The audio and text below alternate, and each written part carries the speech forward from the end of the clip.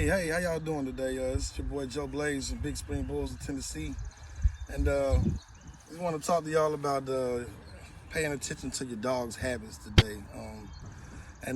While we talking about this week has been a rough week. We almost lost one of our pups this week. And just for the sure fact of recognizing that she wasn't right and knowing her habits on a daily basis kind of made me aware of what to do. So we stepped out the door the other day, and one of my pups, Raven, was laying on the ground, breathing heavy, just out of nowhere. It wasn't even 75 degrees outside, and they've been outside in a lot worse heat. So immediately I panicked, ran, picked her up, rushed her in the house. Me and my wife iced her down, and it was almost like she was having a seizure. It was bad. Like, I picked her up and she was just limp in my arms, so it was really heartbreaking. But I'm saying this to say that I had been noticing the last couple of days that she wasn't eating as full as she normally eats. Like, sit her down, they on the routine, 8 o'clock in the morning, sit the bowl down, she knocks it out. So 2 days prior, she was only eating half the food, and it would take her a little while to eat the other half of the first food. That was the first recognition. I kind of realized something was wrong. Raven has had an issue eating her poop in the past, and I kind of thought we had got past it. And so I used Abbott meat tenderizer to change the flavor, and she kind of stopped, so I backed off of it. Didn't really have an issue then because I didn't have pine chips in the kennel. Number two, so recognizing that when she passed out and she was off, we got her together. Like, it was so bad, y'all, that when she did stop breathing, her breathing was so shallow that I was so upset. I went outside and started digging a grave. Oh God. Luckily I didn't have to use that grave. She's doing well today, but she was eating her chips in the cage, and when I immediately recognized that, I kind of thought back to the dog that I lost earlier. We lost our stud 2 months after her first litter, named Dallas. Dallas kind of had the same thing. She was regurgitating fluids. She wasn't puking bile, but you could tell that the food that she ate that day wasn't digested. So I immediately went out to where I take him out after I feed him to see if she had been using the bathroom over a couple of days. And as I walked around the area, I noticed that she had not been using the bathroom. All the poop that had been in there before me cleaning, it was already dry, nothing was fresh. Everything was probably like a day or two old, and I had her in that same spot for about 2 days. That's another observation. So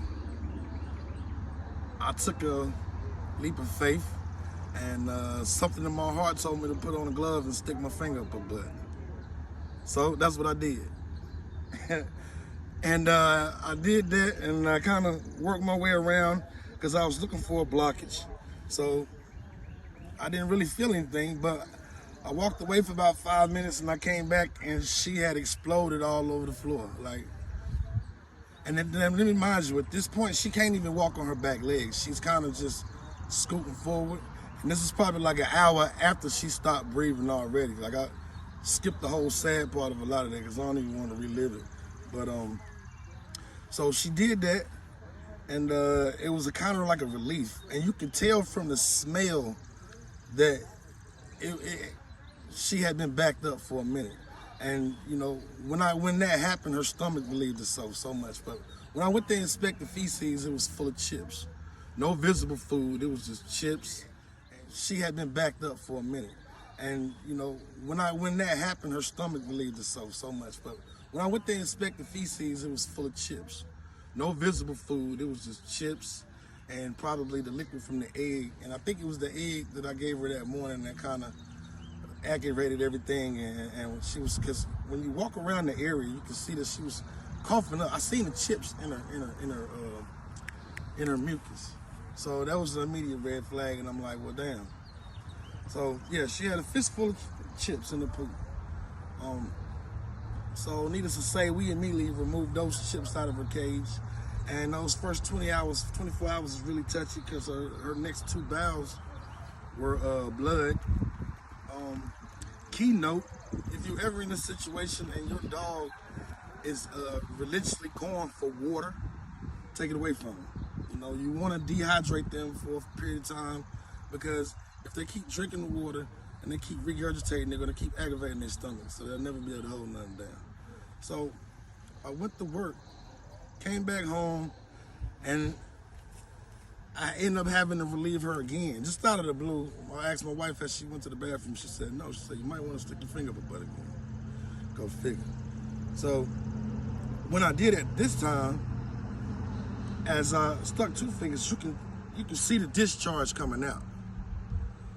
So that was another lesson learned and experienced. So I realized now that if I hadn't acted in that manner, I would have lost her. You know, that discharge was like pulsing and pulsating, and you know, you got that old blood coagulating and everything in the gut, so everything was unsettled. Dogs' stomachs are really sensitive, so you know, that's why they eat grass and a lot of stuff like that. So that's the thing. Knowing your dog's kennel habits can prevent a lot of that.